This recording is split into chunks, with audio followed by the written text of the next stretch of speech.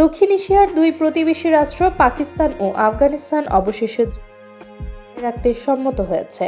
তুরস্কের ইস্তাম্বুলে টানা 5 দিনের বৈঠকের পর বৃহস্পতিবার 30 অক্টোবর এই সিদ্ধান্তে পৌঁছায় দুই দেশ।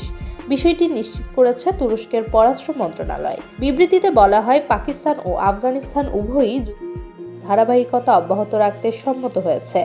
আগামী 6 নভেম্বর ইস্তাম্বুলে আবারও দুদেশের প্রতিনিধিদের মধ্যে বৈঠক হবে, যেখানে যুদ্ধবিরতির শর্ত ও বাস্তবায়ন প্রক্রিয়া নিয়ে বিস্তারিত আলোচনা করা হবে। 2021 সালে আফগানিস্তানের তালেবান সরকারের ক্ষমতায় আসার পর থেকে দুদেশের সম্পর্কের অবনতি শুরু হয়।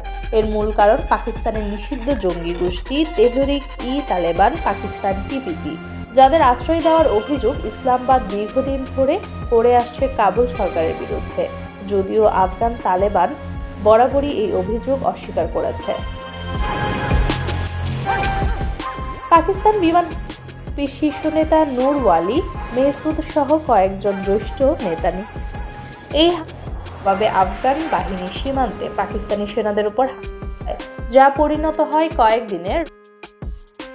এতে 200-র বেশি আফগান সেনা ও 23 জন পাকিস্তানি সেনা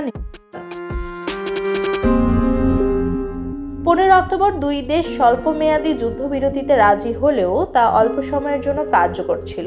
পরবর্তীতে কাতার ও তুরস্কের মধ্যস্থায় ইস্তাম্বুলে শুরু হওয়া আলোচনা কয়েক দফা অস্বচ্ছ অবস্থায় মুখে পড়লেও শেষ পর্যন্ত নতুন করে শান্তির পথে অগ্রসর হয় দুই দেশ। তুরস্কের পররাষ্ট্র মন্ত্রণালয় জানিয়েছে, এই সমঝোতা দক্ষিণ এশিয়ার স্থিতিশীলতা ও আঞ্চলিক শান্তির পথে একটি গুরুত্বপূর্ণ পদক্ষেপ।